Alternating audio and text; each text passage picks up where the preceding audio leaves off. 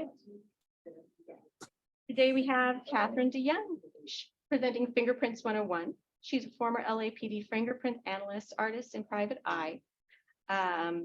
She's going to give us a fun, sarcastic, and honest glimpse into the scenes hidden behind the police barrier tape. And she'll share her experiences as a crime scene investigator and other adventures investigating life in the big city. She's trained in photography, fine arts, and video at the Otis Art Institute and Parsons School of Design. Through the years, she worked in various photographic roles in television, movie, and music industries. She's worked in government, space, and aerospace. She's created courtroom graphics for some of the top litigation attorneys in Los Angeles. During her time as a forensic investigator, she conducted approximately 30,000 fingerprint analyses and over 6,000 field investigations. In 2009, she was decorated for obtaining the only forensic evidence that led to the solving of a 3-year-long crime spree.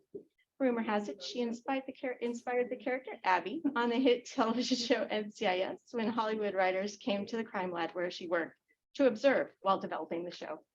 So please welcome Catherine DeYoung.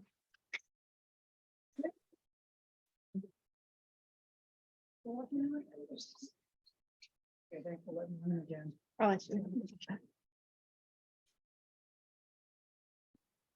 I'll make your co-host. Thanks. Recording in progress.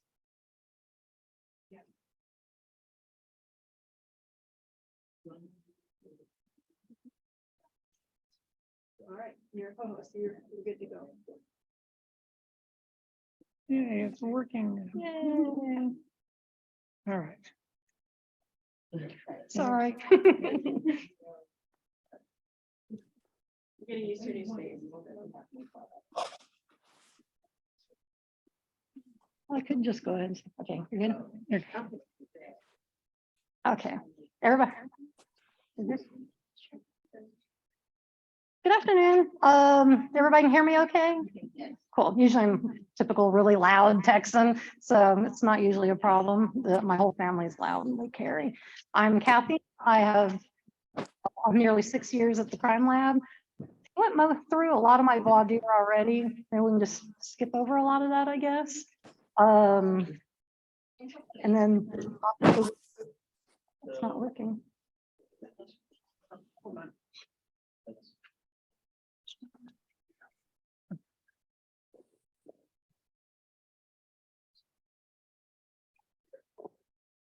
It's not working.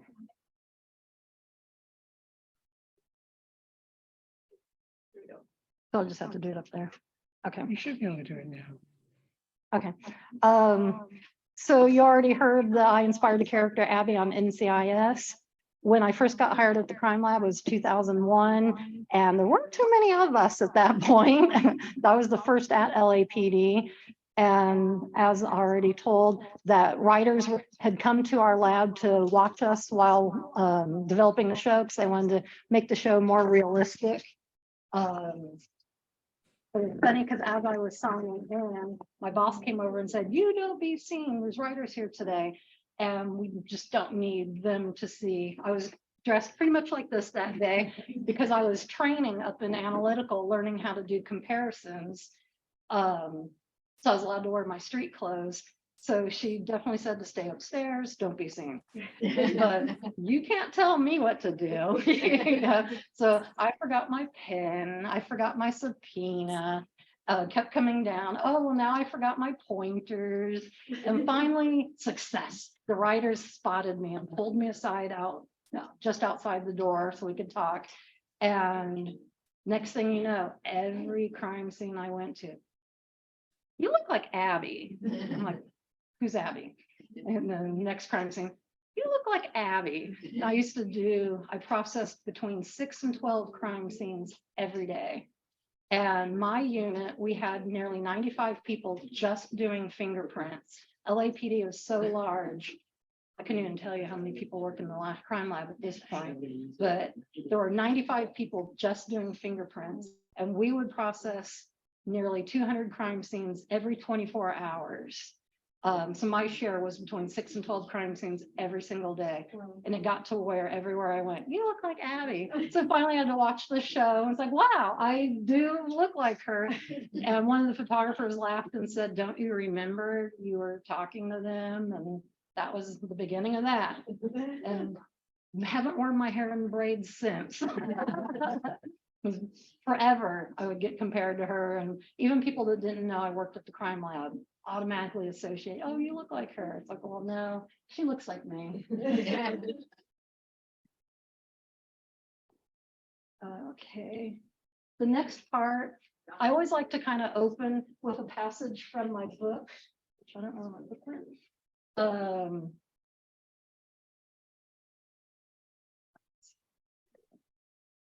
I apologize to the people who've heard it before. It's just a fun way to start, kind of get a feel. Oops, it crashed. Probably because I have a lot of files. Okay, sorry.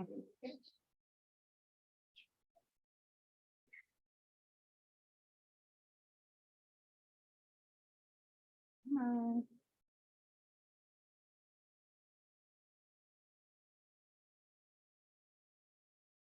Yeah.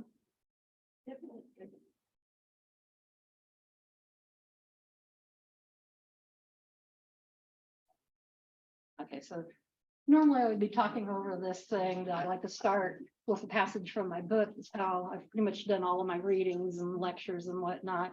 And then my little thing plays because it's fun. Okay.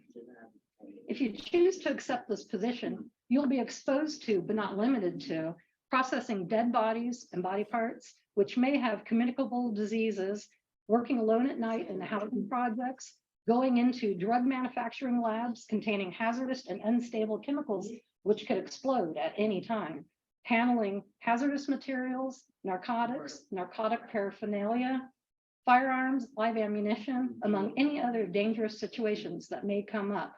We will provide you with body armor, but you may not carry any sort of weapon, not even pepper spray. Please initial and date here.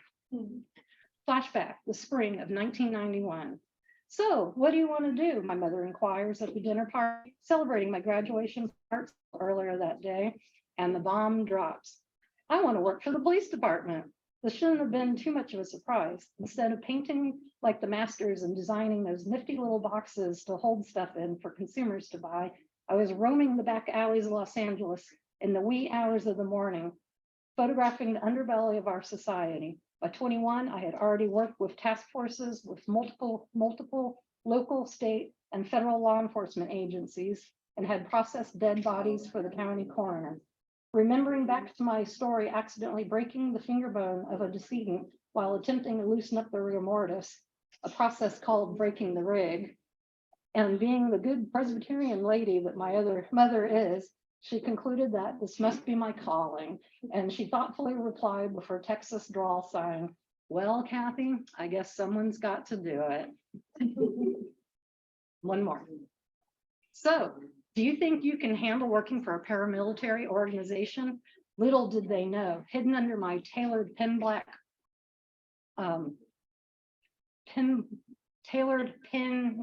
pinstripe suit, there were multiple tattoos and 12 piercings, including tongue, temporarily removed for the interview though. Only a few hours before, my long red hair, so neatly pulled back in a little bun, was not yet red, but bright passion purple. I think the question is, can the police department handle me? A few weeks later, my supervisor approached me and asked me if I spoke any other languages because we get bilingual pay. And I told her fluently, but I swear in 6. So it begins. So welcome to qualitative friction ridge analysis, advanced ridgeology. Actually, I'm kidding. Fingerprints 101, much easier. And if I'll try to stay on track, like I was saying earlier, I'm a divergent thinker. And I love fingerprints so much. And I want to tell you like a million things. And I have like probably 1,000 hours of training just in the science of fingerprints and courses and courses and courses. I want to tell you all of it right now. So I'll try to stay focused, hence just to try to rein me in. And I definitely love questions, and we'll handle that, and we'll just take it easy. I like to be gelatinous. So here's a question, kind of a riddle question. What is something that you always have with you and that you always leave behind? I think we know. Can you hear the music? Okay. Whoops. I was gonna try to turn it up. So of course, fingerprints. Thank you.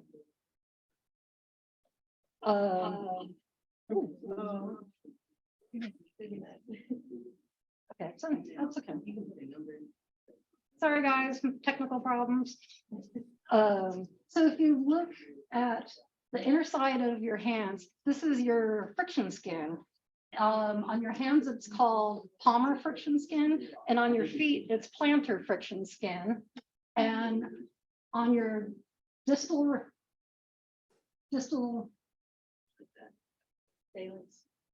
thank you, like blank. That's where you're gonna find the ridges from the friction skin. And that's where your fingerprints are. And that's also a fingerprint, a latent fingerprint. So I always joke that if you want to be persnickety, that technically these are just your ridges and a latent impression, but we call them fingerprints. I'm sure you know that the ridge details on your fingers work like stamps. And you have secretions. There's it's like 98% salt water from your eccrine glands, and 1 to 2% is going to be just debris or sebaceous from sweating. And when you touch things, your fingers work basically like stamps, and it leaves, it's called a latent print is called a chance deposit. Sorry, I'm like, it's called a chance impression. Get some water. Because we don't always leave fingerprints on everything we touch, and that's why we call it a chance. The environmental factors, health conditions working, whether or not you deposit a good identifiable fingerprint on an item is going to depend on the conditions prior to touching it, while touching it, and after touching it. The type of sweat that's on your hands. If there's dust on your hands, that'll prevent a good deposit. And each time you touch, it also removes a little bit, like when you do the ink, and each time it's a little bit less or a little bit different pressure, because your fingers are pliable. And so when you touch, you might get a different section. So the latent prints are interesting, because even if I do the same latent print over and over, each one is slightly different. The characteristics are all the same, because fingerprints are made up of these unique characteristics that are in a systematic order that never change from before you were born until after you die. I'm rambling a little.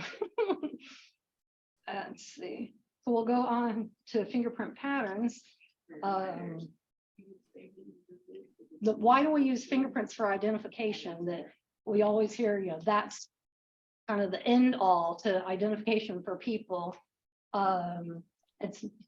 There's 3 main reasons. One is that they do have these individual characteristics that are completely unique in a pattern per each person. It's in our DNA to have fingerprints, but fingerprints are technically epigenetic. And so you have a little bit of influence from your parents. You have a little bit of influence from where your volar pads are. I'll get to embryology in a minute. Also, fetal development, pressures inside the womb can all influence how the cells grow to form your ridges. And all of these ridges, once they're permanent, you know, development, they'll stay, like I said, from before you're born until after you die, completely unique. I think I just crossed into the next one and the last one. So those are the 3 reasons. Divergent thinking. You would think I would follow the thing, but no. So warning, more science ahead. Too bad you can't hear the little sound effects, but. So back to what an actual latent print is. It's a fingerprint that's there, but it actually isn't visible without some kind of processing. Mechanical using fingerprint powders and a brush, chemical using menhydrin, super glue. That's a favorite on TV, but they lie about exactly how to use it. Also alternative light sources, lasers are fun, but that's a great way to process. We use those mainly on the big scenes, homicides and whatnot. There's 4 factors that must be present to leave a fingerprint. It has to do with the sweat, the surface, the contact, and the environment. Sweat, most of your body is covered in eccrine glands that secrete salt water. Sebaceous glands on your face, those are oily secretions. And I never pronounce this right. Apocrine glands that are chest, armpits, areas like that. Mainly we deal with the saltwater prints and the sebaceous prints. Sebaceous prints are my favorite because the oil makes nice thick prints. They don't smudge as easily. No, that's not true. They do smudge easily. They don't evaporate. Texas, not a good environment for printing fingerprints. Fingerprints like to be less than 70 degrees and above 25% humidity. So we got the humidity part great for fingerprints, but the heat will actually make the eccrine fingerprints will evaporate. So that's always a problem. We definitely loved finding the sebaceous ones. They're just nicer quality, but most fingerprints are going to be primarily eccrine. In fact, the ratio, if I didn't already mention, is about 98% of the salt water and 3% of other residues. So there's 3 basic fingerprint patterns, arches, loops, and whorls. And you can see with the arch, the ridges are coming in from one side and they just kind of go up and over and out the other side. A loop, the ridges come in from one side, up, circle around, and then come back out the same side. And then the whorls, the ridges are coming in one side, they go up, they do a complete circle at least once, and then go back out and exit the other side. A whorl has 2 deltas you can see on either side. A loop has 1 delta on the side opposite of where they're coming in and going out. And then the arches don't really have one, possibly when we get into like tinted arches. And these are the sub patterns. Now we have a plain arch where it comes in, goes up, goes out. Tinted arch comes up and the center is spoiled where it's not smooth. There's some kind of ending ridge, and then you can possibly get no delta over here. Plain loop. This loop, if it was on your left hand, this would be a radial loop going towards the radius. This plain loop, again, on this hand would be what? Ulnar loop, sorry. And this one would be a radial loop. Radial loops are least common out of the 2. The ulnar loops are definitely more common. I'm thinking, I can't remember the exact percentage. Did I have that on the other side, the percentages? That's kind of interesting. If the loops are approximately 60% of all fingerprint patterns, and then like I was saying, the radial loops are a little less common than the ulnar loops.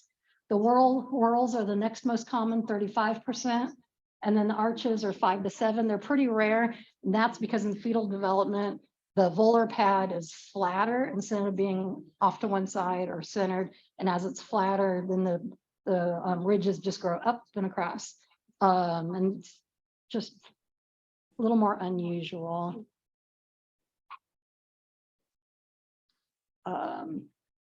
Let's see. So then a central pocket loop is kind of neat. That fingerprint typically happens on left hand, this finger right here, the ring finger. I actually have one, but it's all messed up.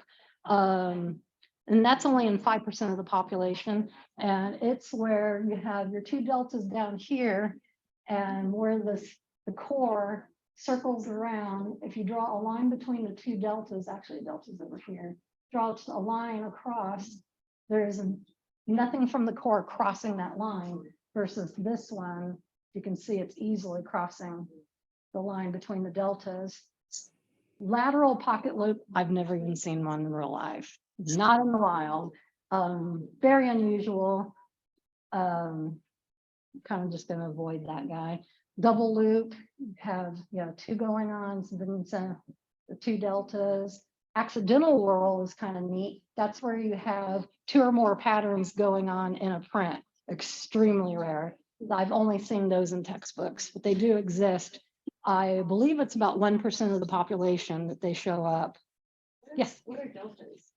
Oh, a delta is basically like a triradii where the lines are coming in. It forms like a little triangle where you can see the lines are starting to converge and move. It just interrupts the flow of the flow, kind of like a delta in a river when there's a piece of land and so the water splits.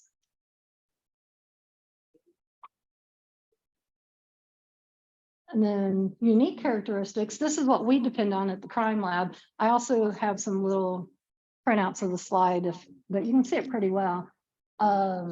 During fetal development, the cell units start growing and connect to each other. And as they do that, they start forming these ridges. For a bifurcation is when, almost like the same concept as a delta, the ridge is growing and then it actually breaks and starts growing into two. A dot is just a single cell unit. An enclosure is where it's broken but then reconnected back again. And then ending ridges, it just stopped, gave up. The latent print and the exemplar over there, that's from an actual case. But the identity has been changed, of course, and a few little details just to protect that person's identity. You can see the latent print on the left was collected from a crime scene, and the little takeaway is showing the delta just as a detail that you can match. On the exemplar, which is the print from the file, that when we arrest people, that we'll take samples of their fingerprints and put them on file, and then when we bring in latent prints, we'll run them through AFIS, the Automated Fingerprint Identification System, and it'll bring up the 10 closest hits. And then we'll look at those and pick the ones that we want to actually look at. And then we will go pull the 10 print cards. And that was from the 10 print card where we start going and matching to see. And we use a methodology called ACE-V. It's analysis, comparison, evaluation, verification. And that's where we go through and look at every single little detail, every bifurcation, every dot. Your fingerprints break down into those different levels. The first level is the overall pattern, loop, whorl, arch. The secondary level would be the ending ridges, bifurcations, dots. And then the third level is actually the shape of the ridges, the negative space in between the ridges. And so we take all of that into account when we're comparing fingerprints. If we find one unexplainable difference, we won't call it an ID. That's all it takes is one, and it could be someone else. And one good example of this is monozygotic twins. They have identical DNA and their fingerprints could be very similar, but not quite, because like snowflakes, there's never exact copies because of the randomness of when the fingerprints are developing. Is this boring? It's okay. Okay. Usually I'm silly up here, and so I'm like, oh, I'm being a little more serious and almost focused. We do have a question. I don't know. Oh, It yeah, I says- can't see it. Okay, it says, how minuscule are the fingerprint differences even between twins, and how difficult is it to find it? I actually came across an expression the other day, goat. Not the greatest on, not that one, but they call them goat prints. And fingerprint people get a little offended by that. We're like, no, there's no such thing as goat prints.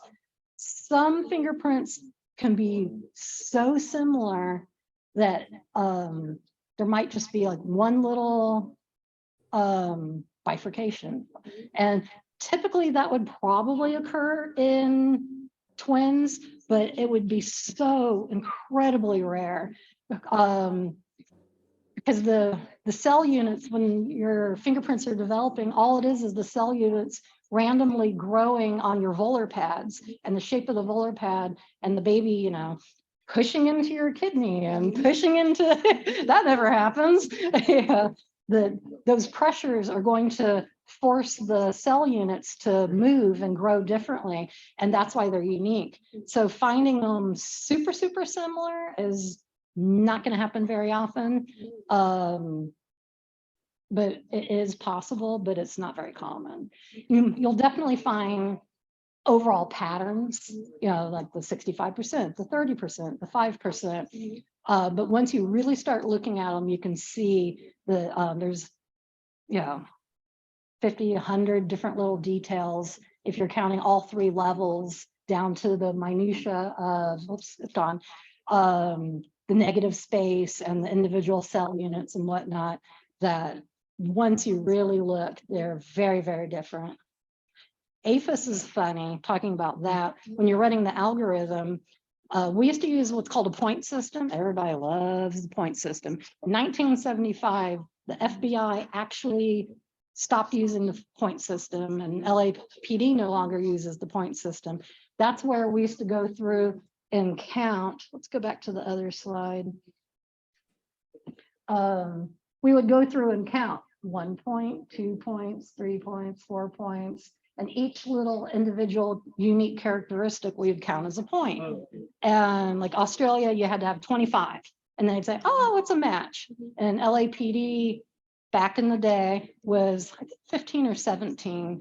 No one claims to use points anymore. They still do, but no one claims to use. We use ACE-V, or, you know, you take the entire, it's holistic, and you take the entire fingerprint into consideration, so that's more accurate. But there's kind of an unwritten rule, like with LAPD, that they'll never admit to, and we're never allowed to say it on the stand. So you didn't hear this. That usually if you don't have more than 15 points, a supervisor will have to double check it, which that's just a safety net. But we don't like to say that on the stand, because then the defense attorneys run with it.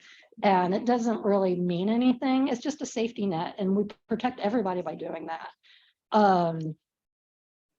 Let's see.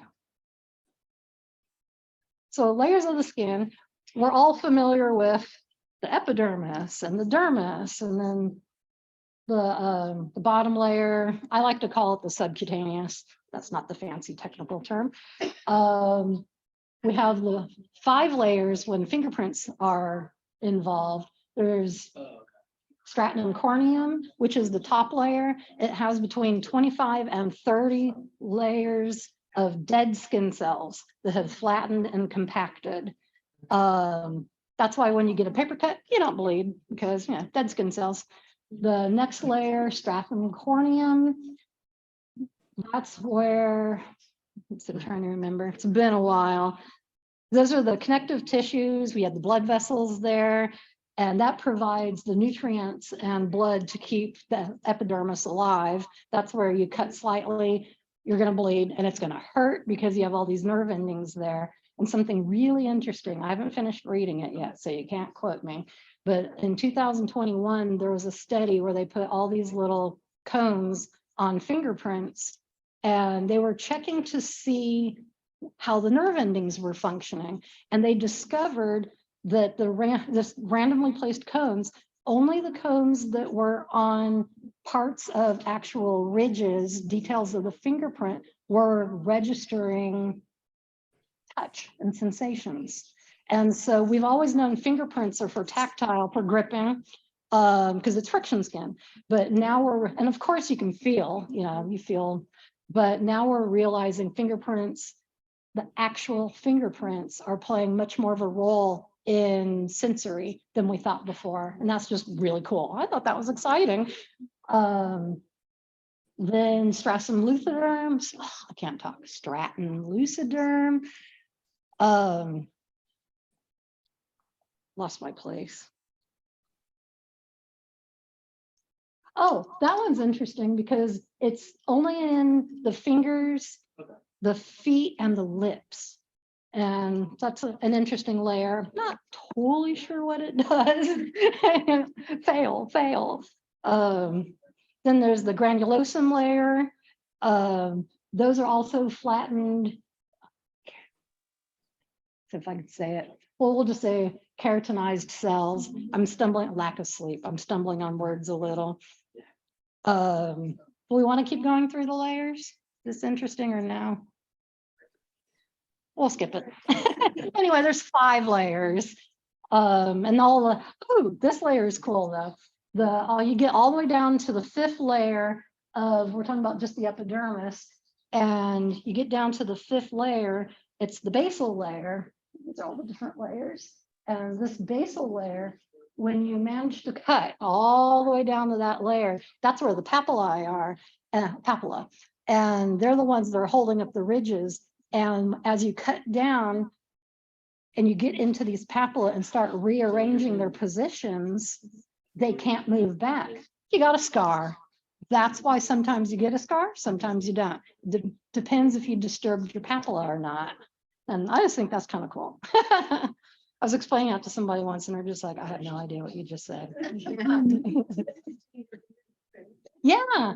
And that's one thing about fingerprints being used as identification is they don't change from before you're born until after you die, unless you get a scar or you mutilate them, acid. Dillinger, I brought a copy of his fingerprints prior to him trying to burn them off with acid, dummy. Well, first time we arrested him, we took a copy of his fingerprints. Now we're matching all his scars.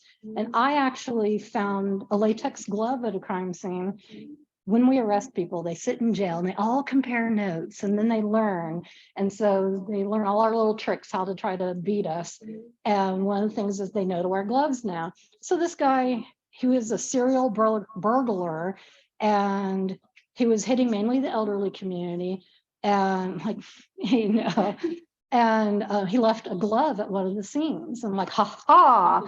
So I broke out my powder, and instead of using the regular powder with the brush, I used my magnetic powder with a magnetic wand. It's really cool. I'll show you. And that powder is actually a ground iron. And so it doesn't coat. You know how when you have wrinkles, you put powder and it fills them in and they're kind of gone. Same thing with fingerprint, put powder on it, fill it in, it's gone. When you're on textured surfaces and the fragile ones. So I used the magnetic powder so I wouldn't actually be touching the surface and it would stay a little bit on top. It works better with textured items. And I actually got not only a fingerprint, identifiable fingerprint from inside that glove, it had a scar. And he went to jail. He went down for all 13 serial crimes. It was wonderful. We even got back a 100-year-old menorah before it got melted down. And that single-handedly made all that work. That just meant the world for that lady, that her family, brought it over. And it's the little cases like that that just, you kind of trudge every day and you watch the worst of humanity. And then you get to that one case that day and it makes it all worthwhile. And of course, we love, me at least, I gave a little piece of my heart to every crime scene I went to. And at my original interview, they said, what do you plan on doing in 5 years? And I told them, if I still love this, I'll be here. But if I don't love it 100%, I'll leave. I can always get another job. And it's just so important, for people that you have to be there and loving it. And because if you miss one little detail, the crime could go unsolved. Like the Hillside Burglars, the one that was mentioned in the introduction, that went on for 3.5 years. It was hitting the Golden Triangle, Brentwood, Bel Air, and Beverly Hills. That's not our jurisdiction. I kept getting sent out to there. These guys are so good. It was a whole crew, and they had night vision goggles. They were wearing gloves. They had walkie-talkies, and they'd go to these big mansions. And here's the tip. They all have security systems on the first floor. So they'd bring their little ladder and go up to the second floor and walk right in the house.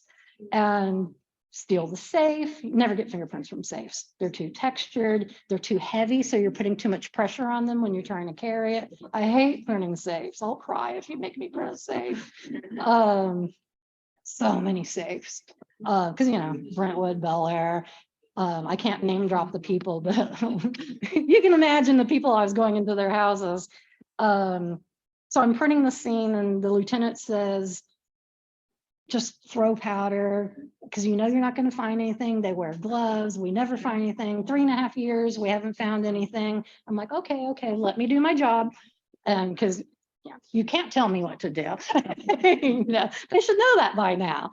And so I'm printing, like 45 minutes later, the lieutenant spots me. He's like, DeYoung, why are you still here? You're wasting your time. Just go. You have better things to be doing. I was like, okay, well, I'm almost done. Just let me walk through and make sure I haven't missed anything. Always follow the little spidey hairs on the back of your neck. How many times have you heard, well, I just left for a minute and I thought something and, blah, blah, blah. And it was right. Always follow that instinct. So I was going back through and I actually got down on the floor because this lady had long gowns. The whole closet was these beautiful antique and vintage gowns. So I got on the floor and was crawling through the bottom of her closet, found a jewelry box, beautiful plexiglass, perfect for fingerprints. I'm like, yeah, ideal. So I'm printing it. It's like they always wear gloves. They always wear gloves. Oh yeah, there's the glove impression.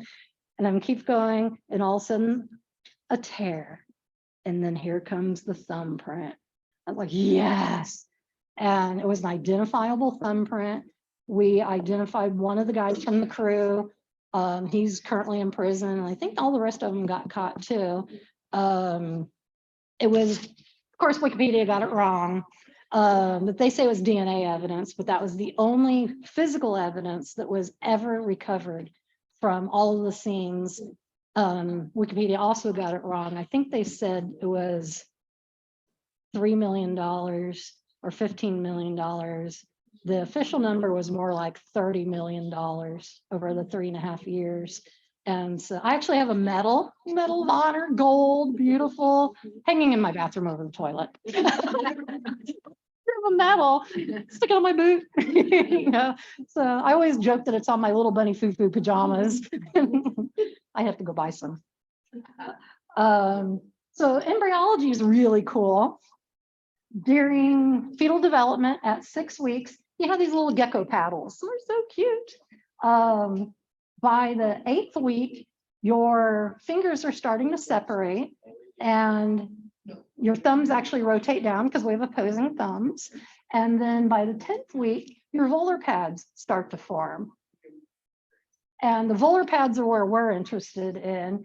I kind of mentioned it earlier. If you have a perfectly, well, obviously they're round, but if you have a perfectly centered volar pad, chances are you're going to develop a whorl pattern because the units are just growing. And then if your pad is leaning slightly, which that's probably more likely, lazy pad leaning inside, you're going to get a loop going with the direction that it's leaning. And then this is the one I was telling you about for arches, where it's a flat pad where it doesn't have as much. There's enough to get a little bit of arch going on. That's the one that's really rare, 3%. The most common, next most common.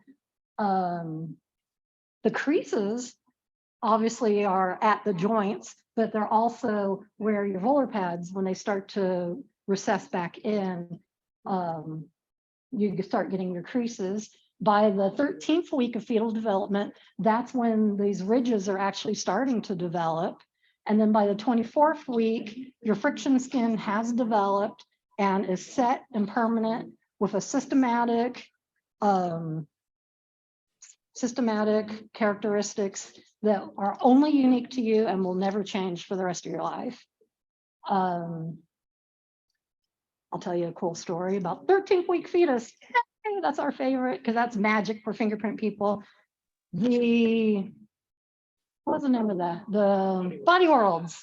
Remember Body Worlds in Los Angeles and the 13th week fetus got stolen? The museum had the brilliant, this is a Wikipedia article too, so you can look it up.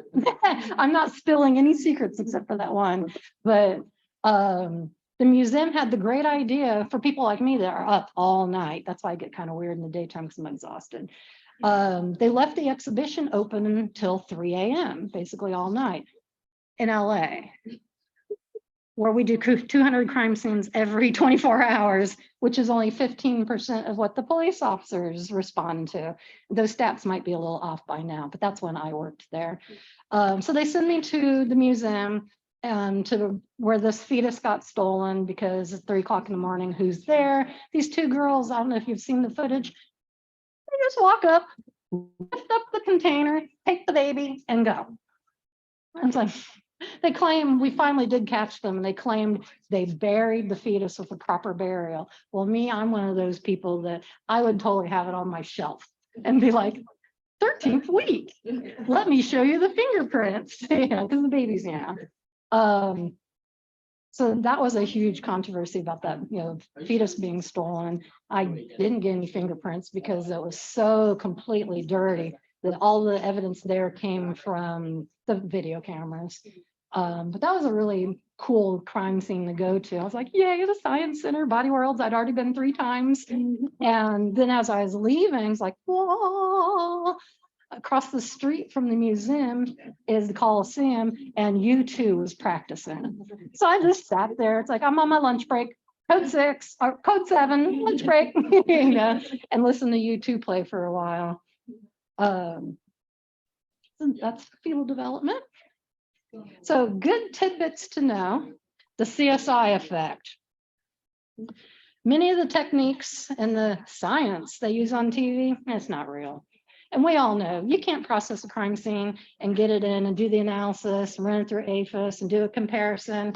And typically you do 2 more blind comparisons from other analysts also to make sure that you haven't made a mistake, because you can make a mistake. You can't do all that in a half-hour TV show. CSI makes us crazy. We've actually lost cases. Robert Blake. Just ask Aunt Kathy, she'll tell. That's what my family says. We lost that case. We had so much evidence. And just on the heels of O.J. Simpson, we just weren't going to win that case. And we screwed up. We made some mistakes because we were scared because of the whole OJ fiasco. And so the biggest thing though was CSI. And when he was found not guilty, totally guilty, they polled the jury and the jury said, well, we watched CSI and LAPD didn't do enough. Read the case. It'll make you sick. He so totally killed her. Terrible, terrible. Not all surfaces present, not all printable surfaces will give you good fingerprints. Guns. On TV, you always see bam, bam, bam, bam, bam, bam. And then they're like, or they always say, oh, we'll get good prints off that gun. Yeah, no, you won't. Wah, wah. From 1992, I believe, until 1995, the ATF studied 1,000 firearms. And from that, they retrieved 93, 94 guns had identifiable fingerprints on them. That's 10%, less than 10%. And for ammunition, it was less than 1%. And so, and it's the nature of the way you hold the gun and, the grips and the bluing, lots of factors that go into it. We can get fingerprints from guns. I've done it. Yay. I'll tell you that story if you want to hear it. I was going down to Harbor Division and the detective from robbery homicide said, just throw powder on it. We want to send it to firearms and have them check the ballistics. I'm like, you really should send it to CPD. That's the chemical processing unit. Firearms, you want to use super glue. This is really cool. I'll try not to lose track. Super glue you use in a chamber, a fuming chamber, because super glue in its natural state, natural temperature is, a liquid. At 180 degrees Fahrenheit, it changes into a gaseous state, and it will actually adhere to the moisture in the fingerprint impression and polymerize it. And so now you can lift it, photograph it, then lift it, and you can print it as many times as you want, and it's not going to get destroyed. And that's just a better way off of guns because of all these crazy factors that make fingerprints impossible. So the detective's like, no, you know you're not going to get any prints. Just throw powder on it. It's like, you can't tell me what to do. So I have my paperwork. It's like, okay, detective doesn't want me to follow procedure. Please sign here. And he reluctantly signed, but it's like, I'm not getting in trouble because you're in a hurry. So he leaves because he just doesn't even care. He's going to go get a cup of coffee and let me do my thing, throw powder everywhere. And so I'm processing the first gun, and I'm using a combination of the charcoal powder and the graphite because that's just my favorite. And makes it a little bit heavier and a little bit thicker, not quite as cakey.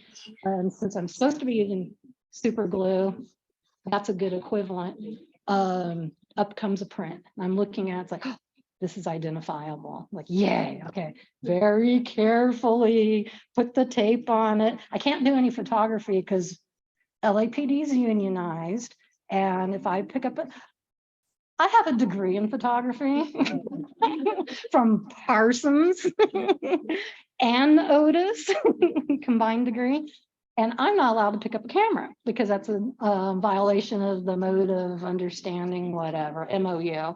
And so I'm just like, okay, very carefully because this means everything. And I go and I print the second gun, bam, a second fingerprint. It's like, that will never happen again in my career. 2 fingerprints from 2 guns. That was a unicorn. So I go and I find the detective mall. You better buy a lottery ticket. I have identifiable prints off both guns. And of course he fell over. I hope he bought a lottery ticket. And that's just how rare it is. There's a good story that links to that I'll tell you later. Remind me to tell you the last time I testified in court. So we'll just go to the next one. Oh, I already did the next one, firearms and ammunition. So check. We talked about the ACE-V methodology and not counting points, even though we kind of do, but it's, just as a safety net. You can't tell the age of an impression. It's just oil. It's just sweat. It just sits there. And until it evaporates or it gets smudged, it's going to remain the same. It does deteriorate, but you can't judge. So that's something good to know. That drives me crazy. Oh, look, a fresh print. How do you know that? Did you see him do it? Like, that could have been there, forever. As long as you don't disturb it and the temperature is perfect, blah, blah, blah. Again, Texas, too hot. Humidity is good. I was joking with Miriam saying, oh yeah, anything over 70 degrees and less than 25% humidity is, blah, blah, blah. As I said, no Texan ever. Like we don't recognize those words. And then we tried to figure out where you would find less than 25% humidity. I know it. I couldn't live there. I need a little bit, Arizona and New Mexico. We have a question. Oh, yes, I can't see them. Okay, how long do prints survive when submerged in fresh water? That's a good question. If it's a ecrin print, a saltwater print, obviously water and water, you have a little bit of a density difference because of the salt, but it will deteriorate faster. It could stay depending what that other 2% of residue is. That's your golden ticket there, is what that other 2% is. And of course, the temperature of the water could make a difference. The flow of the water could make a difference. If the sun's beating down, all of those factors, the person leaving the print is going to make a difference. Pressure, age, occupation, all of that will make a difference. I found 39 acetone cans. Wilbarger Creek goes to the back across the back of my farm, and we found 39 acetone cans. You know what that means? Meth lab or transport. They use acetone to re-dry the methamphetamine when they can put it in, it's wet, and then they use that to dry it back out. That I don't totally know because I tried to stay out of the labs because they blow up. And we have hazmat people to do that. I don't want to get blown up. But I did a bunch of stuff with the bomb squad. That was fun. Al Qaeda. I got to chase them for 3 months in LA that they were there. So these cans wash up and I go to the Bastrop County Sheriff's Office to have them come collect them. So I'm like, meth lab, you need to come get them. And I didn't know what the sheriff looked like at the time. So me being me, this little old gray guy comes up, can I help you, ma'am? Like, yeah, I have all these cans and I want the sheriffs to come out and the deputies to come out and collect them, their evidence, and I have photographs and it's all set to go. And he's like, well, I'm sorry, ma'am, we're not going to collect them because then we have to store them and they'll take up space and you're not going to get fingerprints from these cans because they're in the water. And so I'm like, well, and started in on a 15-minute lecture about eccrine prints versus sebaceous prints and how they could still be there. And if they're doing meth, they're going to be sweating and they're going to be oily and touching their faces and touching their nose. And so chances are that that residue is going to still leave. And he wasn't happy. No. I think he's ever been lectured before. Sorry, Sheriff. No. Welcome to the neighborhood. That was my introduction to living in Bastrop. Now I know what everybody looks like, so I know which ones to not lecture. So I guess that's kind of the answer to the question. I ramble. Sorry, divergent thinking. There's 2 types of mopping or 2 types of dusting techniques. That's where you use the feather brush, and I can show you it. La la, feather brush. There's on TV, they never use good techniques. Drives me crazy, and I throw stuff at the TV. There's the dusting technique where you have to be careful. If you push too hard, put too much powder, you're going to destroy the fingerprint because it's 3-dimensional and you're going to fill it in. Again, wrinkles, bye. And then there's the twirling technique, which is a little bit more delicate for doing like on the speaker or on here, I would have been doing this technique. And funny thing is you see me switching hands back and forth. I can only do this technique with this hand and this technique with this hand. I can't do it the other way around. I'm lame, but I can fire guns with both hands. You know. Let's see, where are we at?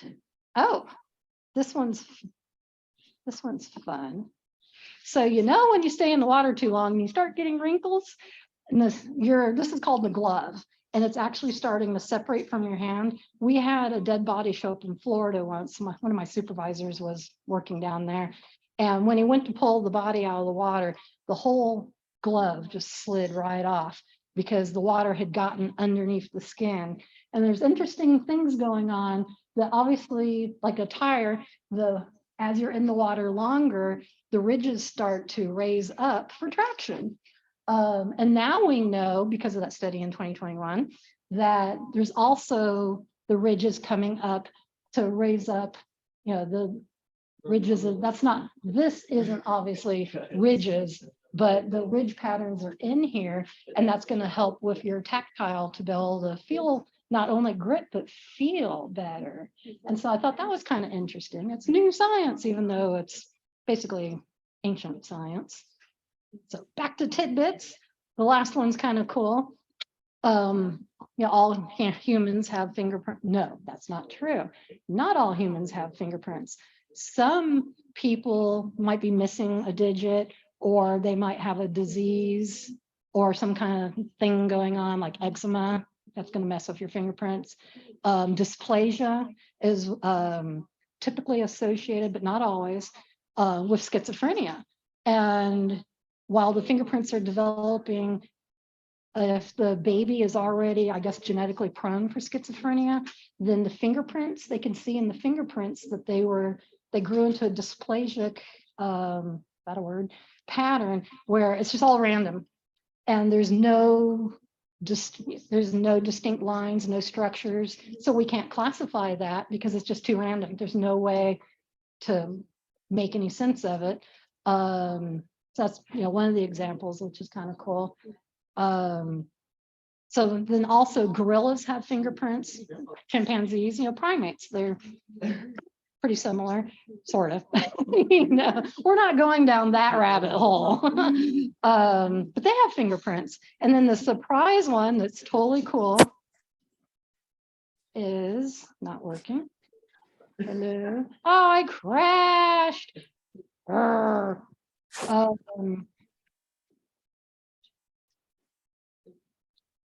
Sorry. I don't know why this program is so unstable.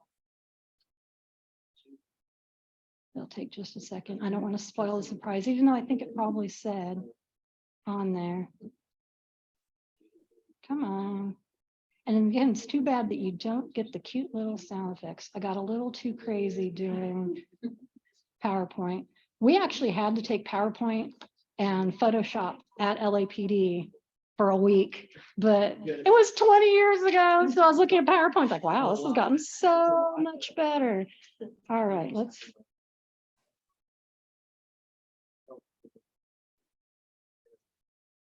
There we go. Please work, please work, please work. There's a comment that somebody knew a blind man who had no fingerprint because he was braille. Yes, occupation. You can actually wear down your fingerprints. And little children, it's always good to have your kids fingerprinted. I tell everybody, get your kids' fingerprints, get a hair sample, take pictures of them every year. Little kids because they haven't used their hands as much, theirs are also soft. They haven't developed. It's kind of the reverse. But yes, doing braille will definitely wear down your fingerprints. Jobs, the dishwashers, they tend to have worn down fingerprints. Construction workers tend to have worn down fingerprints. And so occupation definitely affects it. The braille, that's a cool one though. Also with little kids, back to pressure on how to, I think that is just not going to work. Boo. Oh, there we go. Koala bears. They have fingerprints that are almost indistinguishable from humans. You can see over here, the top one is a human impression and the bottom one is a koala bear. It's the same. And so that's just crazy. Who knew? Koala bears. Koala bears. Fun. So these are some of the reference books that we use. You can read them if you want. Dr. Google it. You know, I've looked, and the science really, there's a few things that have updated. Like before, we were always taught when I was at the crime lab that you can't tell ancestry from fingerprints. And now they're actually doing studies. And there's some patterns that they're seeing that appear more often than the usual average I mentioned earlier, like in the Asian community, that was the one they noticed first. And I can't remember what it was because that was cutting edge when I left. But these books will get into a lot of that, not the newer stuff, because these are all old books. Like I was saying, the science itself is 100 years old. The Henry classification system from Dr. Henry, that's late 1800s. And some of the original pioneers of fingerprints, one of them goes all the way back to the 1600s. Henry is a big one for fingerprints because the classification system we use is how we manually search through all the millions of cards on file. They're able to break down all these patterns into this classification. It's really complex. I hate it. I didn't have to do it. I skipped over that department. Terrible stuff. It's so complex. And it crashed again. That was the last slide coming up. Just my thank you. Whoops. Oh, you don't need to see that. Now everything wants to open. It's lost its mind. Technology hates me. It's so crazy. Where is it? That we joke every time I'd have like a headset or whatever. No, it'd break. Technology hates me. My GPS always sends me the wrong places. Hates me. It just never fails. Its favorite trick is to make me go on every single toll road. It's like, why did it take you 2 hours to get home? You're right down the street. It's like, I don't know. We're gonna do the rapid fire and hopefully not crash. That's another thing. My spouse is a code writer, and I joke that I should be the QC person because if there's a bug, I'll find it. Why doesn't this work? So yay! You can't hear the little kids saying yay. What do you want to do next? Do you want to ask questions? Do you want to hear more stories? A little of both. Oh, I need to tell you my courtroom story. I can do demonstrations. You can also come up and do them if you want to handle it. You can check out Dillinger's fingerprints. They can see prior to putting the acid on them. He was interesting. He also had early plastic surgery, which was terrible at that time. Didn't work. But that was interesting trying to burn off his fingerprints. Easy guy. What would you like to do? Question. Okay, courtroom story. So back to the 2 fingerprints from the 2 guns. This happened in South Central Los Angeles. And you know, no one sees anything down there because you'll get shot. So when I went to the court, the district attorney warned me, your evidence is the only evidence that's going to put these guys away. So the defense attorney is going to destroy you on the stand. Know your science, be ready, you're in for a fight. Like, yay, I love a fight.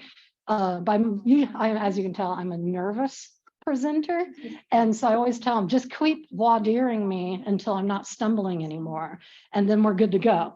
And then the more you argue with me, the more I'm going to dig in. Rah, rah, rah, rah, science. You know? So I was prepared and we got there and he kept me on the stand 45 minutes. That has to be a record, 45 minutes.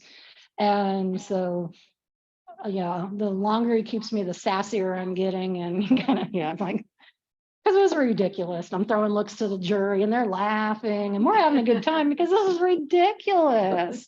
And they're like, yeah, she found fingerprints. He's guilty. He did it. The DA said that they've never lost a case that involved fingerprints.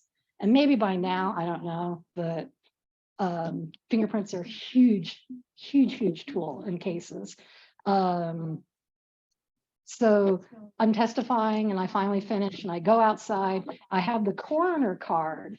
At the coroner's office, I trained there before I went to LAPD. We would print decedents when they'd come in and have a record of their fingerprints so we could double check their identity. And then like with this case, we had that to, we always checked all the fingerprints. We checked the decedent's fingerprints against the evidence we had. We checked the 2 defendants' fingerprints. Actually there behind the courtroom, there's a hidden cell, and we go back there and fingerprint them and check against to make sure they match the fingerprint that we're saying this person touched this item.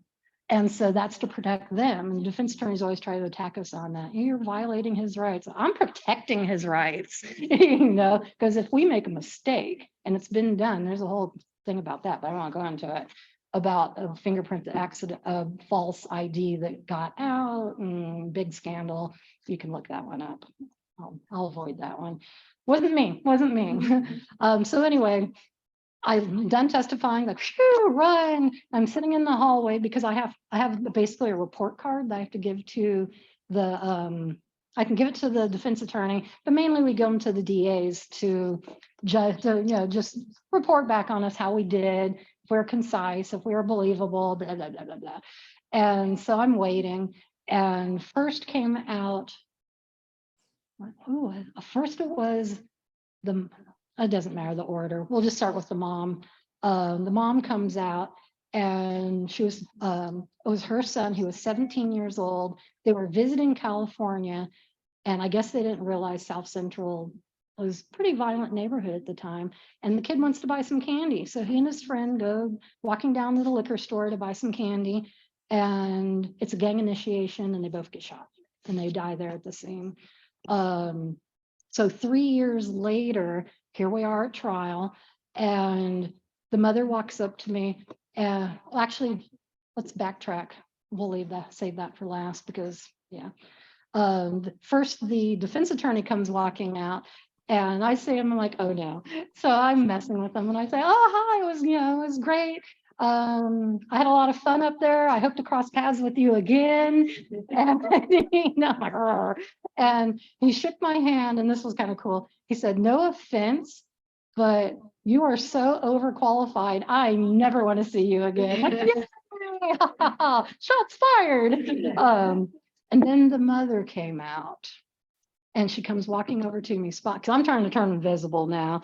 And she comes walking over to me, and I still have her son's coroner card from his dead body. And I immediately hide it. And 'cause I don't want her to see that. And she walks up to me and shakes my hand, or goes to shake my hand. And I see you shake hand like this. So she's had something in her hand and she switches it over to the other hand. It was the candy. I'm getting goosebumps from 3 years prior. She still had that little package of green now and laters that he got murdered trying to get. And she had brought that to the trial. And then she shook my hand and said, can I see him? And I was like, well, I'm not supposed to, but okay. And I slide the 10 print card back out, and she places her hand over his palm, closes her eyes and says goodbye. And it's like, oh, tears all these years later. I was like 2004, 2006, and I still tear up about it. And those are the cases, they were both convicted and found guilty. And those are the cases that just stick with you forever, right here. And you're just like, huh, But that was the last time I testified too, before I left the police department. I was like, wow, heavy stuff. Okay, questions, more stories? Invisible people? Yeah, they said more stories. They want more stories. Oh, question. Certainly not like you, but I'm curious, you're finding in Texas, the number of incarcerated people are found innocent after DNA testing. Yep. I'm sure your lab never makes any mistakes. Oh, no. How common do you think it might be for somebody to be convicted because of inaccurate testimony? And can you repeat the question for anybody on Zoom? The question is about incarcerated people who have been wrongfully convicted, primarily based on new DNA evidence, because DNA was in its infancy in 1985. We weren't even learning about that really yet. It was still being developed, not developed, but figured out. And I remember reading an old statistic, especially Texas, because we get the group rate for executions, cheaper by the dozen. And I remember reading a statistic when I first came here, because the state crime lab was testing to hire me, and then they realized I was way too liberal and they were going to put me in McAllen, and I'd have to train in Austin for a year. And they said, we never get you out of Austin to McAllen. So they passed over, which is fine. I'm living on a farm and happy with my goats. Focus.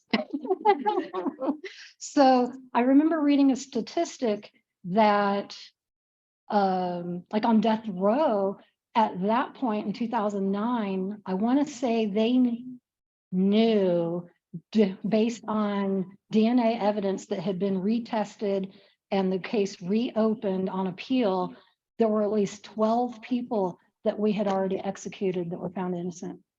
And I have an uncle who's a defense attorney, and he said that was his only goal in life, was to keep people off death row, and heaven forbid that someone was actually innocent. And that's LAPD's big thing, at least at the crime lab. We'd say, if we have any doubt, we'll let you go, because A, if you're a criminal, we'll catch you next time. And B, we don't want anybody innocent ever spending 1 minute.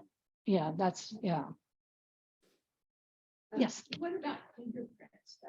Do you feel confident that there's, and I'm not talking about where you work, but just generally, feel confident that there aren't incarcerated because of overzealous lab work or a misrepresentation to the jury about matches or that sort of thing? Confirmation bias, that's very real.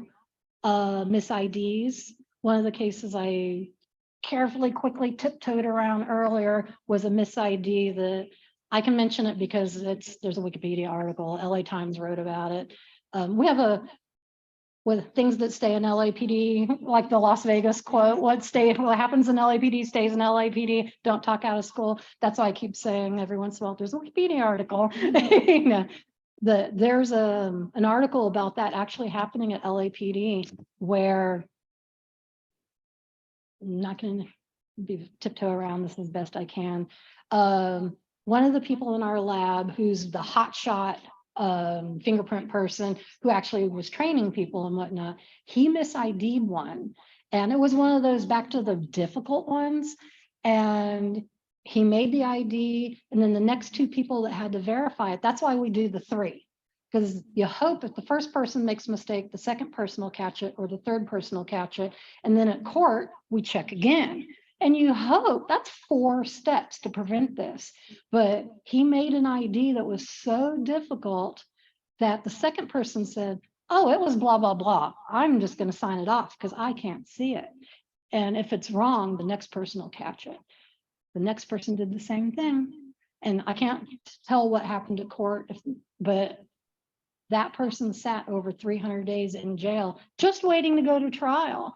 And then once it went to trial, luckily the defense attorney, and this is your safeguard, if you're ever accused, make sure you get a defense fingerprint person that will look at it on your behalf, or defense DNA, spend the money, spend the money, get your own experts. And the defense had hired an expert witness who was looking at that fingerprint and said, what the heck, this isn't the same person. And the rest of it, then there was some weird stuff and the fingerprint was accidentally lost. And we won't go into that part of the scandal, but that's all in the LAPD, the Los Angeles Times article about that. But that's the one that comes to mind that I know about. I'm sure it happens because we're humans and we get influenced. We try not to. The crime lab, we're told from day one, don't be influenced by anything, follow the science, don't listen to the cops, the detectives. Usually we don't have contact with them very much because it's all about just fingerprints. It's all about saying this person left this fingerprint on this item. That's all we're concerned about. And heaven forbid we do make mistakes. And if it gets to trial, it could ruin someone's life. And I know that one instance it did happen. Luckily it got caught. But yeah, look at all the crime labs that are currently in trouble for not keeping up with learning the science, not being good at their science, being lazy, being overworked, being angry. So many things, the human factor, but we'll circle back to APHIS.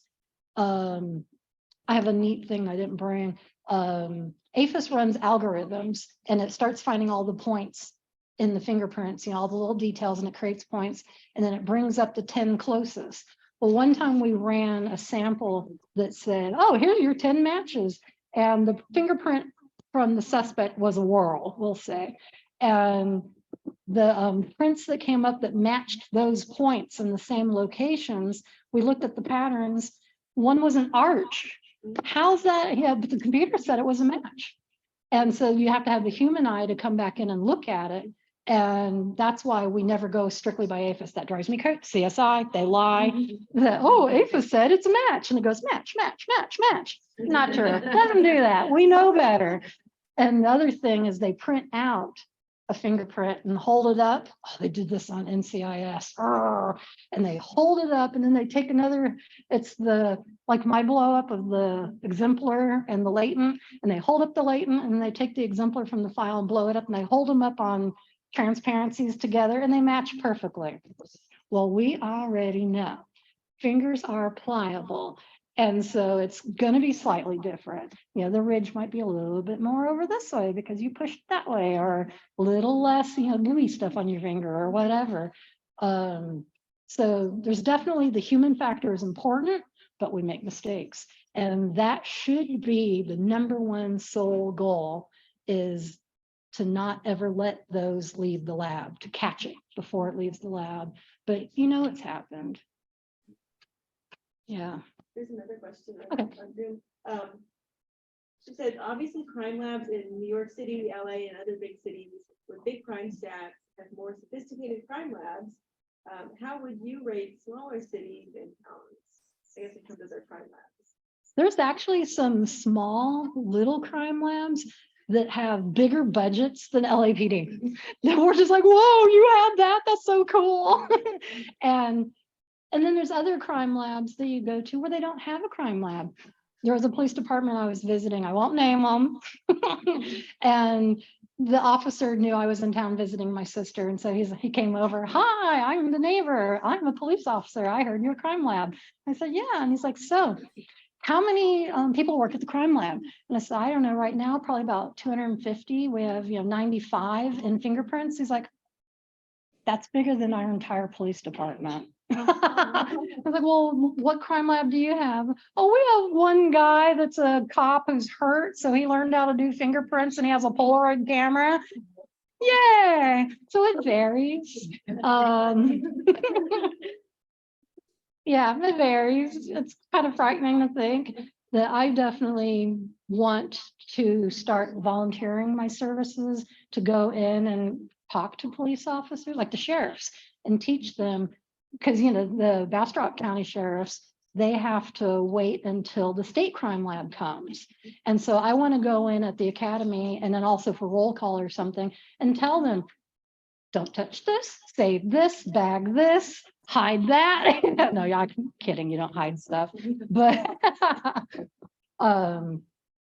that's one thing that I would like to do is kind of go out and help train them a little better, because a Polaroid to do crime scenes, and JonBenet Ramsey, that case that they trampled on because they thought it was a kidnapping and then it turned out to be a homicide. They trampled through the crime scene, destroyed the evidence. Just that case, it frustrates me every time I see it, hear about it. I just don't anymore. Of course, that's ancient, now, but still, a little girl got murdered. Any other questions? Visible, invisible people? Aha, you're standing. You have to ask a question. So I had to get licensed one time, Yes. and they took my fingerprints, and they said they didn't read well, but so they took them again. Mhm. So they still could, they couldn't. They asked me if I handled a lot of paper. That's back to the lady was asking, she went to the DMV to get her license renewed. No, it wasn't the DMV, it was Oh. a licensure. Oh, sorry. Yeah. I can't repeat things properly. I'm getting tired. Anyway, she went in for licensing for something and they had to do her fingerprints on, sounds like live scan, and they weren't getting good prints. There's a couple of factors going on there. One, if they don't clean the glass, now you have residue on top of residue on top of residue. But they asked if she handles a lot of paper. So that's coming kind of looping back to occupation. People, I guess paper, I've never heard that, but I guess paper could wear it down. Makes sense. I've never heard that one. That's kind of like with the blind person, with the braille, kind of loops back to that. So it'd be one of those two things. Either they're not cleaning the glass and it's just getting gross, or possibly it is related. I'll have to put a loop on your fingers and look. I totally will. Well, in fact, we can, we'll check you out. Yes. I watch the British crime mysteries on TV. They always put on a hazmat suit before they go out and do evidence collecting. So at the crime scene, all of the policemen and the other people have on these, paper suits. Do we do that in the United States? The question is about, on a British show about the crime labs going out wearing full hazmat suits. And do we do that here? Yes. LAPD processes so many scenes that we have lab coats that we typically wear. And then depending on the scene, if it's a meth lab or homicide, we might put on the bunny, we call it the bunny suit. We always wear gloves, usually wear a dust mask. We should wear it all the time because those powders are toxic. It really depends. Some departments might require it every single scene. At the county coroner's office, when I trained there, we wore jumpsuits, which was really cool. It really just depends on the type of crime, how many scenes they're processing, and their procedures. I did have bunny suits and the booties and the sleeve protectors and a half-face respirator and goggles all in my homicide kit, just in case. So I did respond to story time, rah, rah, story time. I responded to a homicide once where this man was murdered, and it turned out that he was having an affair with another man, and that man had full-blown AIDS. And so this man was a little upset. He was married, he had kids, and now he's caught cheating and caught HIV. And so he showed up at the guy's apartment, his lover's apartment. As soon as the lover opened the door, he stabbed him. Bam, bam, bam, bam, bam. So he runs, runs into the bathroom, slams the door shut. The guy comes in, kicks in the door, and the kid's hiding in the shower, rips down the shower curtain and starts stabbing him. Bam, bam, bam, bam. So then the kid, somehow runs past him and is going towards the kitchen. And I don't know where the gun came from. All of a sudden, the guy's got a gun too, overkill, and shoots the kid. So the kid manages to get into the kitchen, and now he's dying from all these stab wounds and gunshot wound. And he's sitting in the chair, bleeding out. And the guy comes in and slits his throat. I apologize for violence in the library, and if anybody's squeamish. Slits his throat, and the kid proceeds to die there in the kitchen. And because, artery, bled out, 1/4 inch of blood all over the floor. And I'm coming in and processing it. I'm standing there for like half an hour processing this scene, lab coat, gloves, dust mask, not wearing booties, because I didn't know the blood was there, and shame on me, I didn't have them with me because it was too far to go back. Never be lazy, never be lazy. And so after I've been standing there in a 1/4 inch of blood for half an hour, the officer's like, oh yeah, by the way, he had AIDS. Great, good job. So if you have them, wear them. Yeah, all police departments should, but it might be budget. It's hard to say. That's a long answer for a good question. There's another question. A friend has trouble having her prints taken, which she needs to do for her employment, because she thinks because her hands are so dry. Is there a way to handle that? Yes. I don't know the age involved here, but this is just kind of a fact. And of course, nothing's ever absolute. At the age 40, it kind of all ends with fingerprints. Your sebaceous glands on your face, they start shutting down, so you don't have the oil. Your eccrine glands start shutting down, so you don't have as much residue on your fingerprints. You're not secreting the sweat. And so that's a real common problem. Also, the ridges are starting to flatten more. That very first layer, the corneum layer, is also thinner. You don't have as many layers of dead cells anymore. So all of that is also a factor, along with occupation, health, blah, blah, blah. So if she is having trouble, what she could try to do is rub their forehead and get some oil off of their face, and then kind of blot it off. If you get too much, like me, you get too much. They tell them to rub their forehead and get some oil off of there, and that should help. Yay. We good? Want more story? How are we doing on time? I mean, we can say it, there's nothing else planned in today. Well, we have reached the official time. Okay. If you want to show us the stuff in the middle of that, that would be. Sure. fabulous. Okay.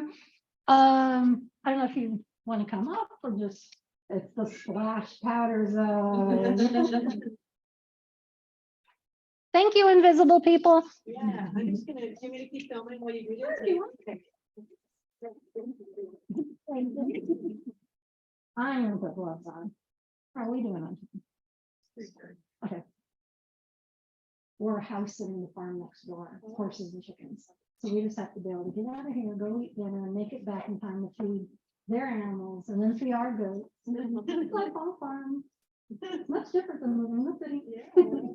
Okay, so gloves, goes with the and this is my lab coat. This is my actual lab coat. It's been to 6,000 grounds, over 6,000 grounds.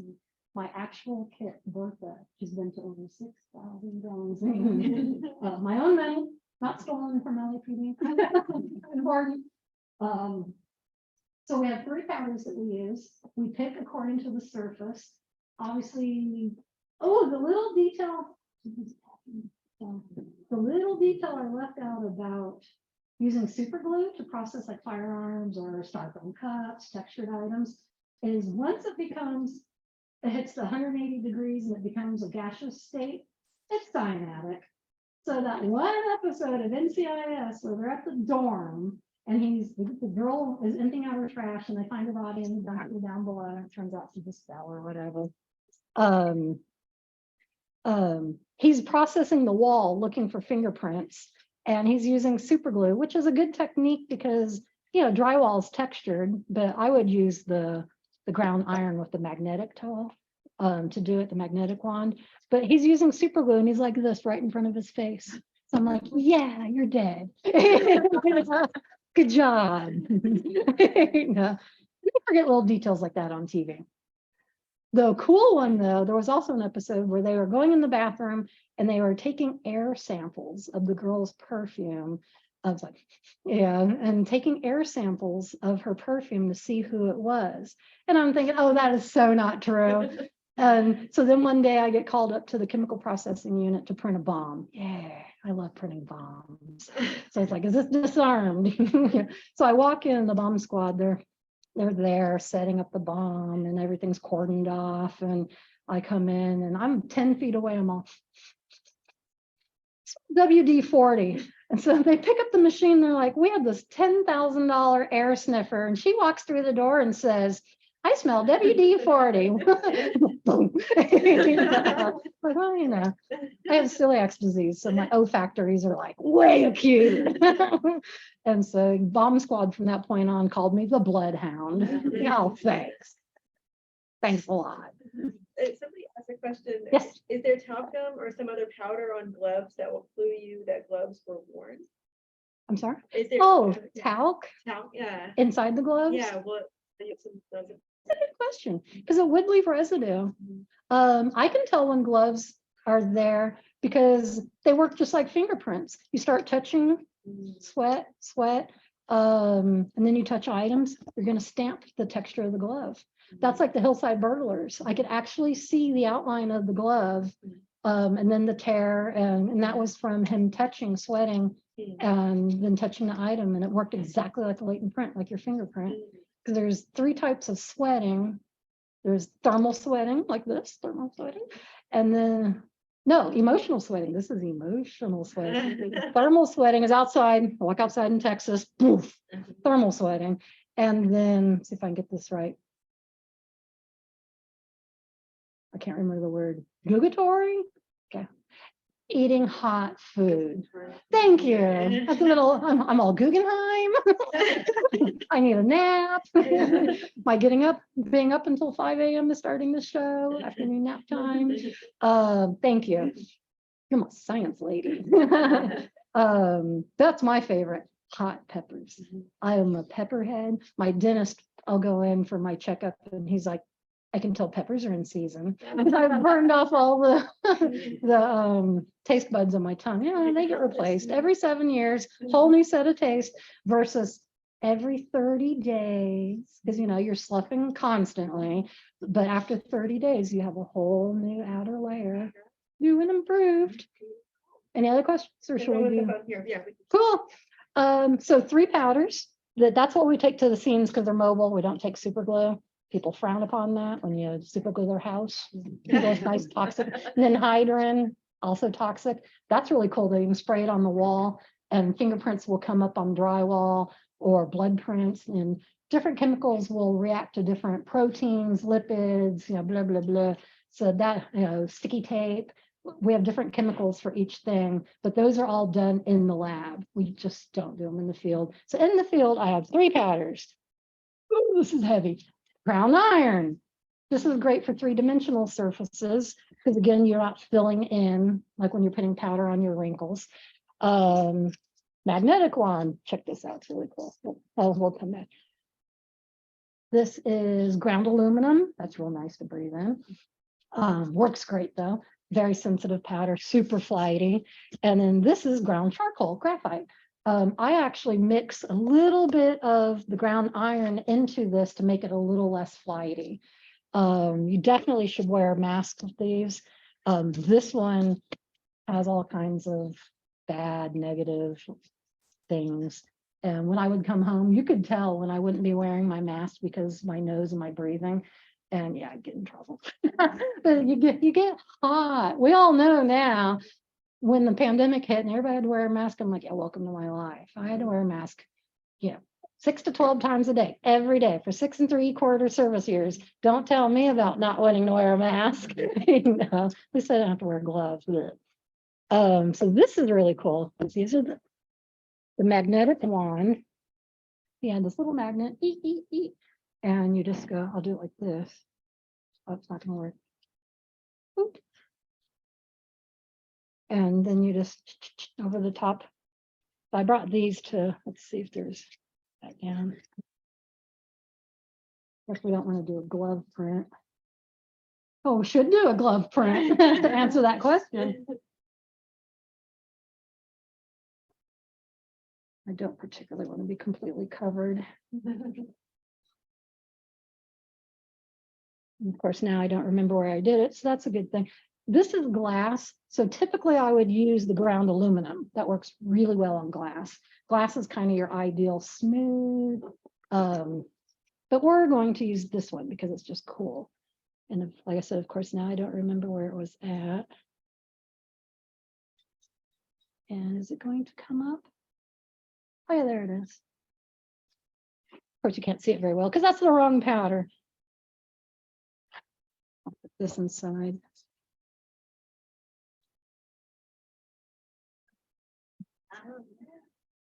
And if I had my glasses on, I would tell you what kind of print that is.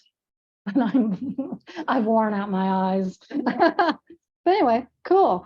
And then plastic is good. These are the gloves because I actually did get that print. Ammunition, plastic bags. That's a good surface. It's a little wrinkly. You should technically super glue it.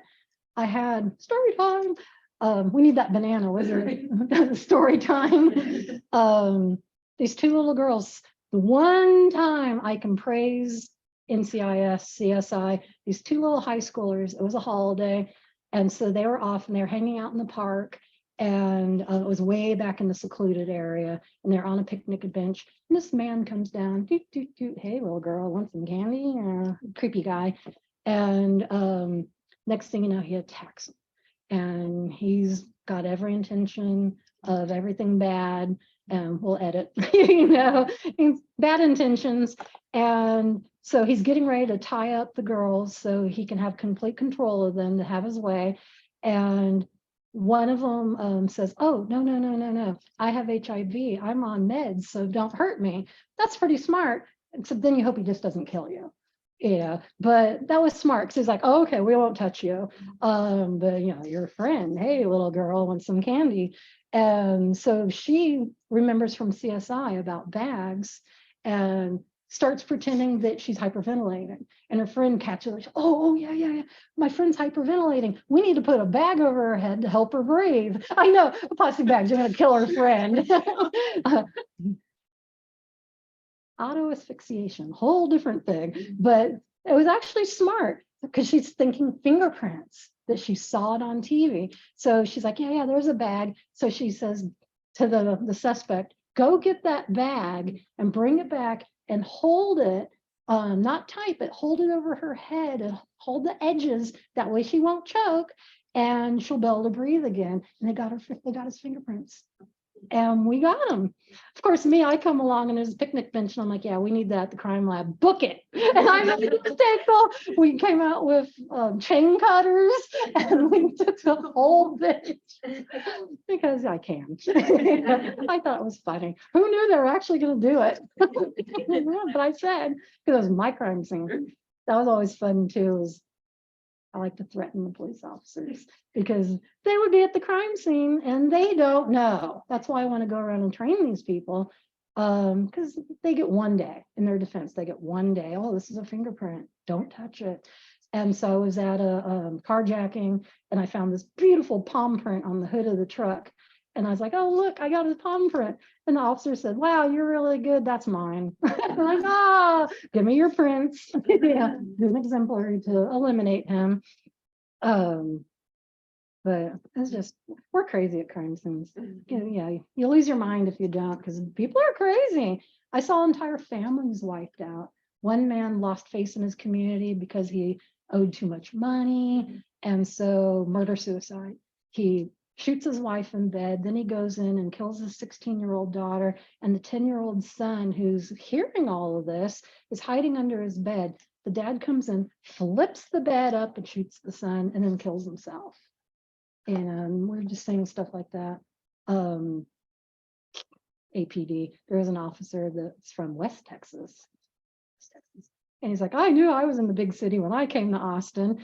And I've been to 3 whole homicides. I'm like, oh, aren't you precious? I did 8 in one weekend, you know, but that's one problem that you run into police departments is experience. Even with LAPD, if you're hiring, you have such a touchy thing now. If you're hiring these people that are known troublemakers, you're going to have trouble. But if you hire people that are so squeaky clean, they don't know what they're doing. And so you got this double-edged sword. I was joking with APD. I'm like, wow, they wouldn't even probably hire me. I don't have an arrest record, never did drugs, nothing, but they probably wouldn't even hire me because I wouldn't pass the polygraph. Because you accuse me of doing something I haven't done, I panic, fail. You know, so I wouldn't pass the polygraph. You know, too honest, I'll fail. You know, so metal, it's a beautiful surface. This one's a little dirty, so that would be kind of problematic. The latent that I showed earlier, where it had that big chunk missing, that's because of something like this. You know, that there's dirt on it or whatnot. That definitely influences good prints. The bag, that totally worked. Smart little girl. Actually learned something useful from the TV show. Cardboard, paper is interesting. Fingerprints will stay on the surface of non-laminated, non-slick surfaces for about 8 hours. So I could, you know, do this again. And do that. Back to this one again, because porous surface, you want to use the Mad powder. And there it is, magic.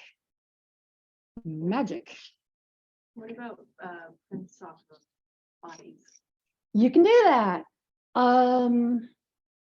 Texas would actually work. Humidity. Humidity is our friend.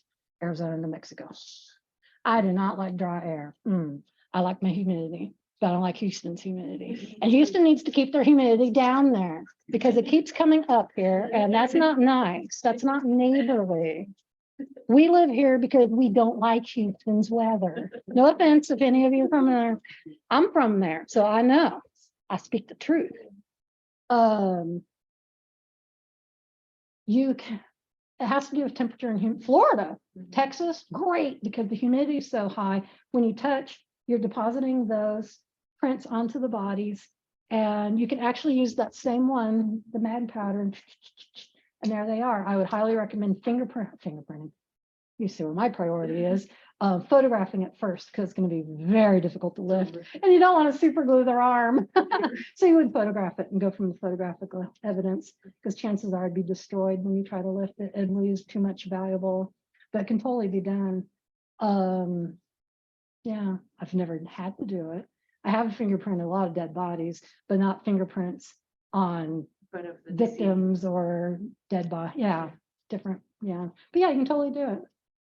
You want to volunteer? I'm a volunteer. I'll fingerprint. I'll do your arm.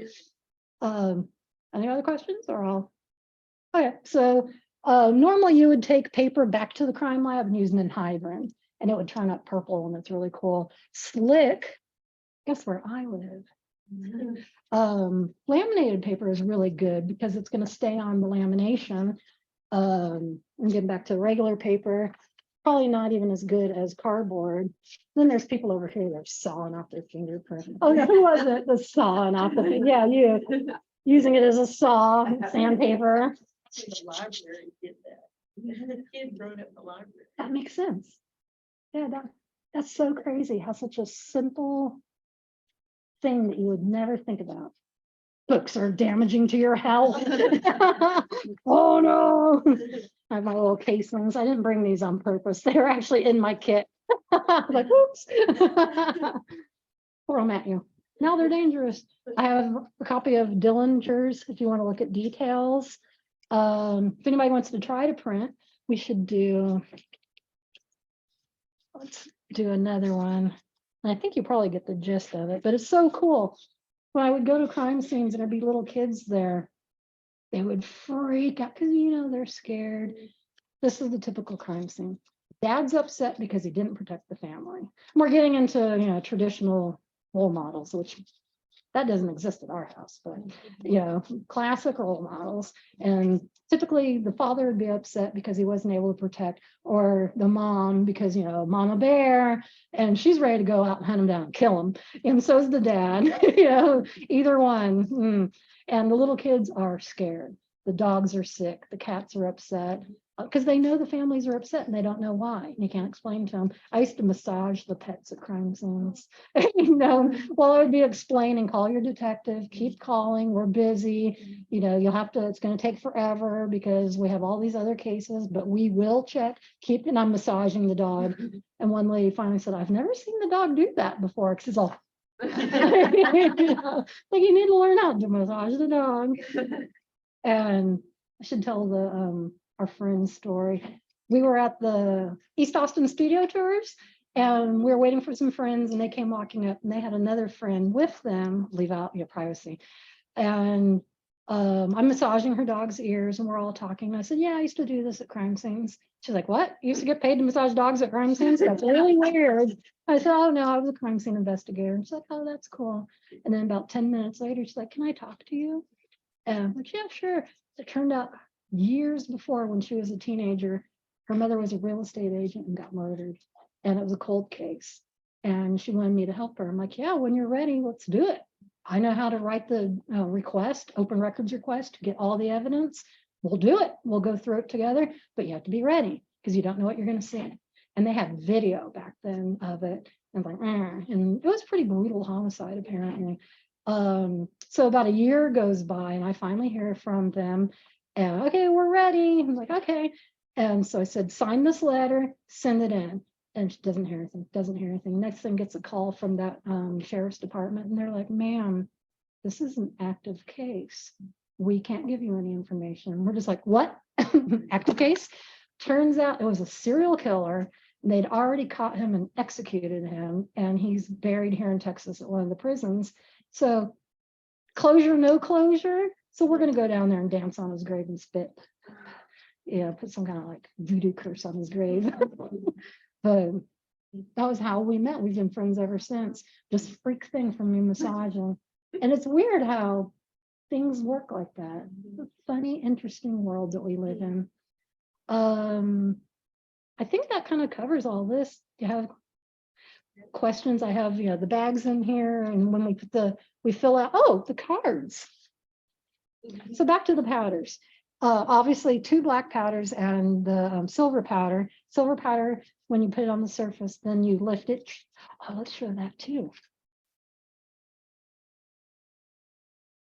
This is archival tape. It will never crack. It'll never turn yellow.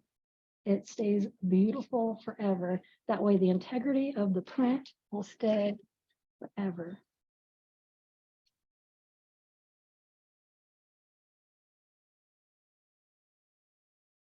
And there's the print. And then you take a backing card, not a black one though. That would be a disaster. Black on black. And go like this. Put the tape at the top. And go whoosh. There's evidence that that crazy person touched that item sometime, someplace, because this would be transient evidence. Now it's over there, now it's over there. But at least we know that I touched that at some point. And then this is fun. Boop, boop. Now it's tuck.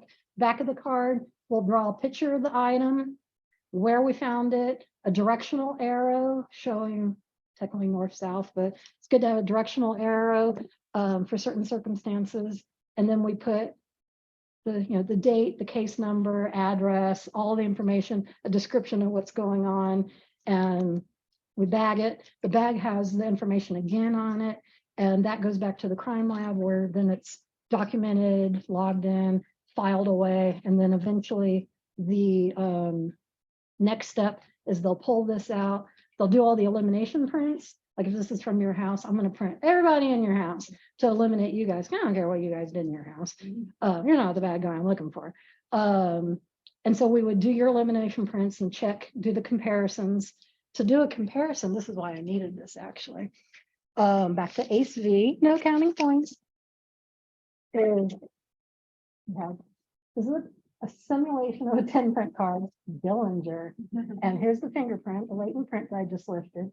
And so we would put these side by side and put the glass, and we would look at this, look at that, and we'd have pointers, and we'd literally put the pointer, it's a pin with a needle on the end, and we'd put it on a detail and literally go back and forth, back and forth, back and forth, until we've examined every single detail and looked at the first, the primary, secondary, and third level that we talked about earlier, looked at all those details. And when we decide it's an exact match, anything like a little bit of pressure, so that ridge is too far over, we can explain that. There's not some weird extra thing on it. Artifacts, that would be an artifact. And sometimes that can happen. Sometimes there's a new scar or something may have been stuck on the finger and create a weird artifact. As long as you can explain it, that doesn't ruin your ID. You just document it. It's called a bench note. You just document it. And you just keep going, hence why my eyes are worn out. How long does it take to do the whole process? You can do it. Sometimes it could 10 minutes, you're like, aha, done. Sometimes you could look at it for weeks. It just depends how much detail, how clear, the clarity, blah, blah, blah. It depends. And back to not counting points and using ACE-V, I actually matched, according to ACE-V, it was a perfect, beautiful match. But according to the suggested guidance of 14 points, otherwise you need a supervisor, I matched one on 4. 4 details, but that shows ACE-V because I was looking at the negative space and all the other things. It was so obviously the same print, but there was only 4 actual little details other than all this. It was him, and that was cool. It was a when they take your thumb on the checks, when you write checks, it was a guy that put a thumbprint on a check. He wrote a check for 10 grand and a check for 15 grand to this little hardware store, and they nearly bankrupt them because it was fraud. And we got him. And it's neat with like forgers that were looking for the fingertips or hypothenar. Palm prints are really cool. Fingerprints, we know if it's a loop, then chances are it's coming from the thumbs. Central pocket loop, we know it's that finger. Like most of the time, it's going to be that finger, almost all the time. But otherwise, we don't know, and we have to check. It could be any of the fingers. Palm prints, I can look at a palm print the size of an eraser, and I can tell you exactly where on the palm it came from and which palm. The palm prints are cool. I've never had to do footprints, but same thing. We had a homicide where he stepped in blood and walked across the sheet, and we nailed him on the footprint. Like, and with APHIS, this was cool. We got our new APHIS system, and we just ran cold cases for the fun of it because we had to run something through the system to calibrate it. And we got a hit on a 20-year-old homicide, and he went to jail. Wah, wah. He was so surprised when we showed up. Like, dude, you're under arrest. He'd be like, what? And that's one of those things. In the meantime, he'd gotten his life straightened out and joined the military and turned out to be an okay guy, except, it caught up with him. And that's always interesting. LA has a program for drug addicts. Instead of going into jail, you go into treatment. And then if you screw up, then you go to jail. If you don't treat the problem, if you don't educate them and teach them a vocation, get them off drugs, whatever, it's going to continue and be that continuing, You know, I was the liberal on the police force, but LAPD, as you can imagine, they're pretty liberal. But I thought that was pretty cool. All right, So it is almost 4 o'clock and Zoom I know time. people have to go, so. Yep, yeah, we do too. Thank you very I much. It's hope- been wonderful. The neat trick for not touching the grossness is like that. Now it's inside out. You can set it down. It's your own, it's your grossness and that. Because we would go to crime scenes where people would have stuff and we'd be frightened. It never failed. I'd take off my gloves and then the person would be like, oh, thanks for coming. I'm like, oh.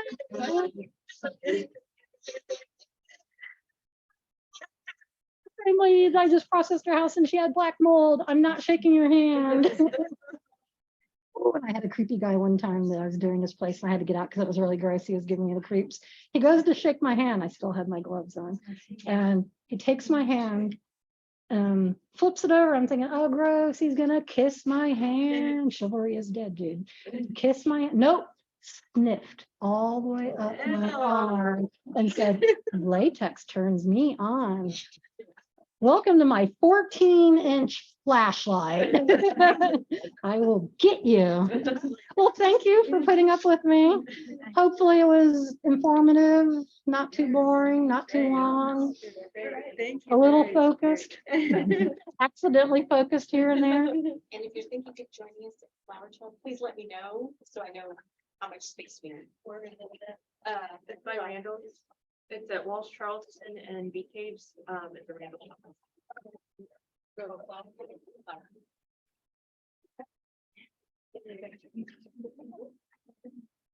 All right, thank you, guys. See you later. Thank you. How many people did we have?